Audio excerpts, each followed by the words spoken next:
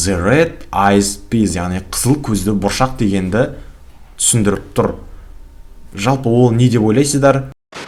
Барлықтарыңызға сәлем, сіздермен мен Нұрсұлтан, Казак Дрим каналы. Бүгінгі видео Ирина Қайратовналардың «Не әңгіме» атты клипіндегі отсылкаларды талдау болмақ.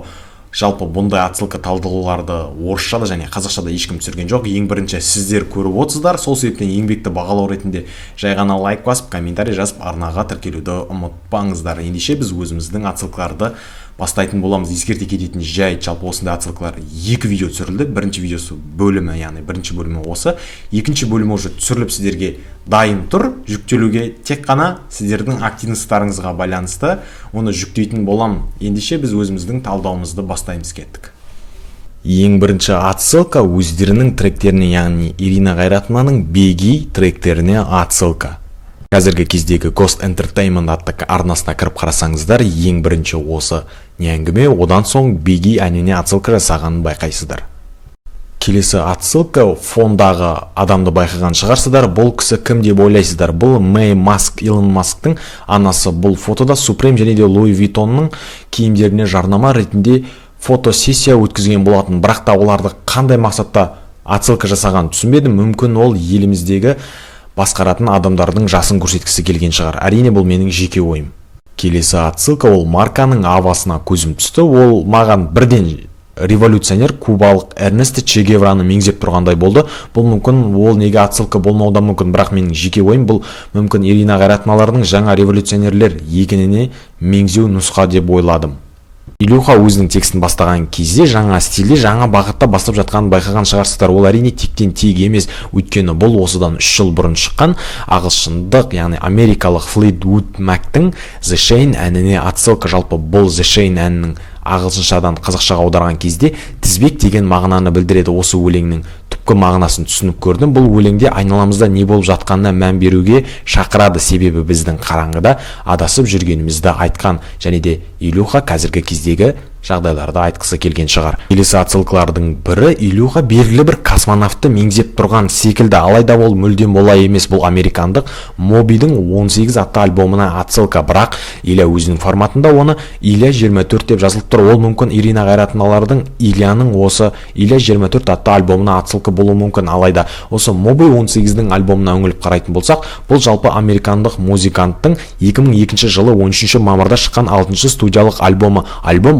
Британиядағы Queen's The Platinum Collection'да озып шыққан және басқа жерлердегі чарттардың көшін бастаған. Сондай-ақ Billboard 200-де 4-ші орынға ие болған. 30-дан астам елде 18 рет алтын және де платина марапаттарына ие болды. Бүкіл әлемде 4 миллионнан астам данасы сатылған болатын. Бұл электрондық музыканың Play музыкалық альбомына қарағанда 2 есе көп қаржы жинаған альбом болып есептеледі. Жалпы бұл альбомда экстремалды өлеңдер маған көмек беріп, маған жол ашты деп айтылған. Сол өлеңдер менің көзім ашылған кезде ол жерлердің қандай лас, қараңғы және де тыныштық болмағандығы туралы жазады.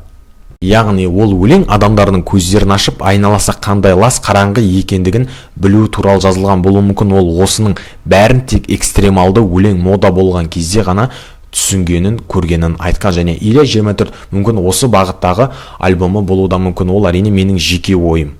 Илья өзінің келесі отсылкасында белгілі бір теңіздің жанында пианино тартып отқандығын байқайсыздар, және де оның үстінде Балқаш деген жазуды байқаймыз. Ол әрине осы Балқаш көліне отсылка. Бірақ осы сцена, яғни осы кадр, ол американдық Малибу атты американдық артист, музыкальный продюсер Андерсон Пактың альбомына отсылка. Бірақ бұл альбом туралы ізденіп көрдім. Бұл альбом биті туралы актуалды емес тақырыпта жазылған. Бірақ Илья Балқаш көлінің экологиясы туралы айтып жатқан болуы мүмкін. Бұл керісінше, яғни актуалды емес тақырыпты актуалды тақырыпқа отсылка жасап жатыр деп ойладым. Илюха өзінің текстарын оқу барысында америкалық The Black Eyed Peas атты америкалық хип-хоп орындаушыларға отсылка жасайды. Бірақ кішкене өзгешелеу. Жалпы бұл сөз, яғни The Black Eyed Peas деген сөз, ол ағылшын тілінен аударғанда қара көзді бұршақ деген мағынаны білдіреді. Бірақ Илюха өз форматтарында The Red Eyed Peas, яғни қызыл көзді бұршақ дегенді түсіндіріп тұр. Жалпы ол не деп ойлайсыздар? Түсініңіздер деген ойдамын. Түсінбеген адамдарға міндетті түрде комментарийға жаздырып түсіндіріп кетіңіздер. Біз келесі отсылканы талқылаймыз, кеттік. Келесі кезектегі отсылка ол осы кадрда осы әнді орындаушы адамдардың бастарын байқаған шығарсыздар. Ол әрине жайдан жай тұрған жоқ. Ол 2005 жылы виртуалды Gorillaz атты британдық группаның Diamond Days атты жалпы альбомына отсылка. Diamond Days альбомы жалпы бұл ағылшын тілінде жазылған альбом. Жалпы оның мағынасын түсінуге тырыстым. Жалпы мұнда қазіргі заман өте суық, шайтандар заманы, ақ көңілмен өмір сүру мүмкін емес, тіпті күнделікті демалып жүрген ауаға сенуге болмайды деп жазған. Жалпы бұл менің жеке ойым. Әрине ауаға сенуге болмайды деген көп нәрсені қазіргі таңда билік органдары біледі, яғни солардың қолында деген мағынаға келтірген. Отсылка Эрис Дастинс атты альбом. Бұл американдық рэп ұжымы мен Брекхэмптон ер балалар тобының 4-ші студиялық альбомына отсылка. Және де осы альбомда оң жақ бұрышын қарасаңыздар, ол жерде белгілі бір текстің бар екенін аңғарамыз. Жалпы бұл текст нені білдіреді? Бұл текстте explicit lyrics, яғни явный тексті, анық мәтіндер. Келесі сөзі parental advisory, яғни родительский контроль, ата-аналық бақылау деген сөздің мағынасын білдіреді. Ал Ирина Қайратовналардың форматында бізге ұсынған ол жерде мүлдем басқа сөздің бар екендігін байқауға болады. Ол жерде говорят родиться новый лидер деген сөз жазылған, және де аяғы ауыр адамды байқауға болады. Бұл менің жеке ойым. Әрине жаңа лидер аяғы ауру, яғни оның туылуға, яғни осы дүниеге келуіне таяу қалды деген мағынаны білдіруі мүмкін. Тағы бір байқағаным биле деген сөз. Биле деп және де Ирина Қайратовна мен Juniorдың фитіндағы, яғни Diamond Days атты альбомға отсылка жасаған кезде де осы жерде 3 рет биле деп жазылғанын байқауға болады. Жалпы интернетке жазып көрдім. Бұл түрік тілінен аударғанда арнайы деген мағынаны білдіреді. Яғни осы клип мүмкін арнайы түсірілген болуы да мүмкін. Әрине ол менің жеке ойым. Келесі отсылка Moby 18-дің тағда бір әніне, Cafe del Morat әніне отсылка жасалады. Және де осы өлеңдегі ең соңғы сөзінде сенің арманың сенен қашып бара жатады дегенді түсініп қалдым. Мүмкін ол қандай мақсатта жасалғаны түсініксіз, бірақ дәл осындай бар екен. Және де ол жерорта аумағында орналасқан. Және де ол жер туристерге өте керемет закаттарымен белгілі. Бұл әрине менің жеке ойым. Және де бұл жердің расцветі да өте әдемі болуы мүмкін, себебі Ирина Қайратовнадағы марка өзінің текстарын осылай бастайды.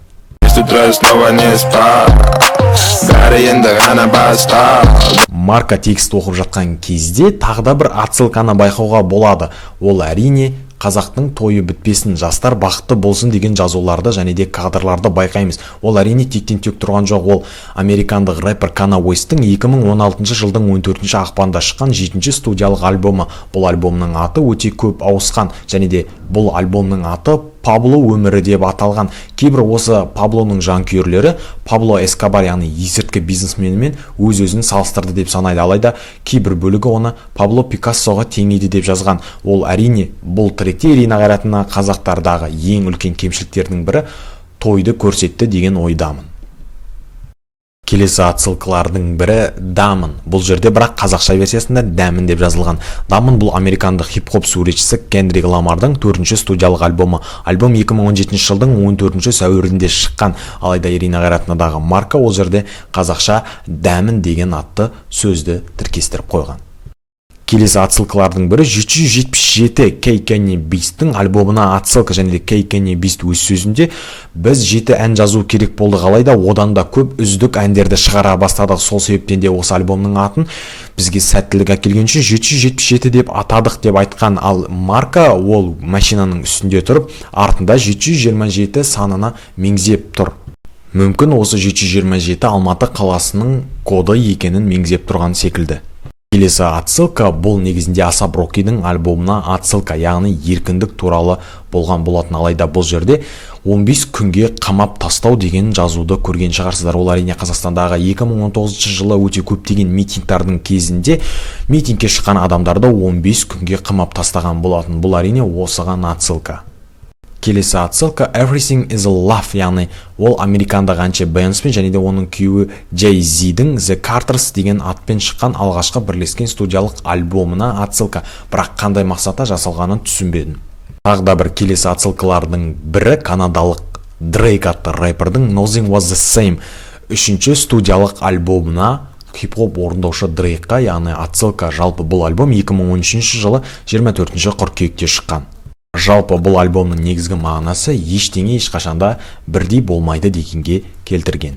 Тағы да бір керемет отсылкалардың бірі Ирина Қайратовна осы Ресейдегі Big Baby Tape'тің Dragon Bone, яғни драконның туылуы атты трекке, яғни отсылка жасаған, бірақ қандай мағынада жасалғаны түсініксіз альбомды да қарап, тыңдап та көрдім, бірақ ешқандай мән мағынасын аша алмадым. Тағы бір отсылка Jet the Dogs атты адамдарға отсылка, ол әрине осы Junior атты рэпердің бұрынғы хип-хоп группасы болған, осыған отсылка жасап кеткен.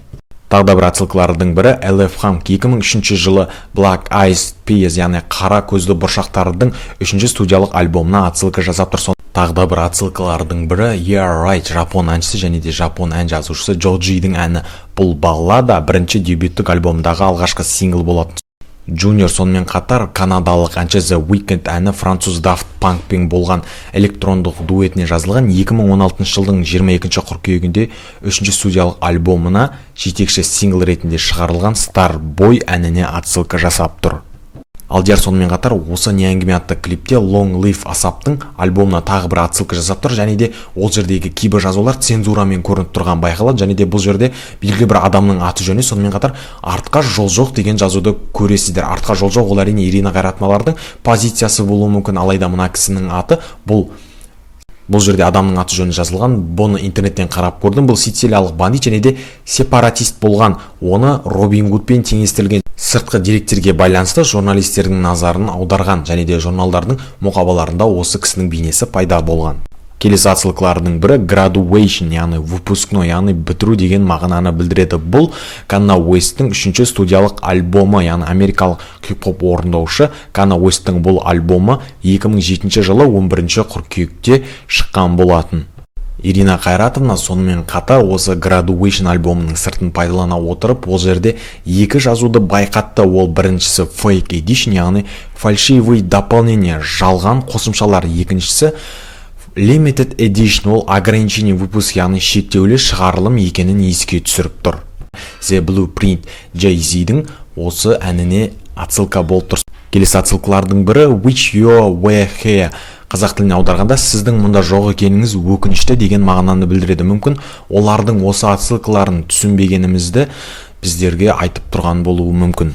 Сонымен қатар Parental Advisory деген жазуды байқаған шығарсыздар. Бұл музыкалық альбомдардың мұқабасында орналастырылатын белгі, сатып алушыларға альбом ненормативті лексика немесе арандатушылық немесе әдепсіз сипаттағы мәтіндер бар екенін ескертеді. Оны 1985 жылы американдық жазба компаниялар қауымдастығы ата-аналарға осы белгілемен белгіленген альбом балалардың тыңдауына арналмағандығы туралы ескерту мақсатында енгізген болатын.